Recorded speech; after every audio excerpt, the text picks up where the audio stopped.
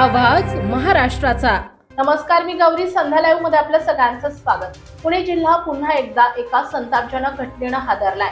नसरापूर आणि पर्वतीतील घटना ताज्या असतानाच आता थेऊरमध्ये एका 6 वर्षाच्या चिमुकलीवर अत्याचाराचा प्रयत्न झाल्याची धक्कादायक घटना समोर आली आहे।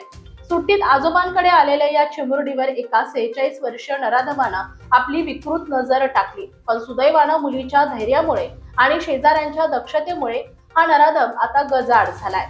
पुण्यातील हवेली तालुक्यातील थेऊरमध्ये ही काळीमा फासणारी घटना मंगळवारी रात्री घडली आहे। 46 वर्षांचा आरोपी श्रीधर लिंबाजी कांबळे याने एका निष्पाप चिमुकलीला आपलं शिकार बनवण्याचा प्रयत्न केला।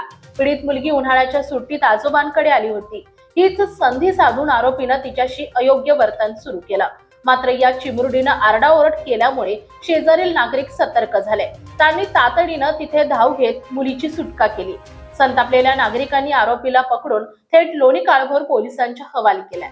लोणी काळभोर पोलिसांनी या प्रकरणाची गांभीर्यानं दखल घेत आरोपी श्रीधर कांबळेवर पॉक्सो कायद्याअंतर्गत गुन्हा दाखल करून त्याला बेड्या ठोकल्यात। आरोपीला न्यायालयात हजर केलं असता त्याला न्यायालयीन कोठडी सुनावण्यात आली आहे। एकीकडे आपण महिला सुरक्षेच्या गप्पा मारतो, तर दुसरीकडे चिमुकल्या मुलीही सुरक्षित नाहीत का, असा संतप्त सवाल आता नागरिक विचारत आहेत। अशा विकृत प्रवृत्तीच्या गुन्हेगारांना कठोर शिक्षा व्हावी अशी मागणी आता जोर धरत आहे।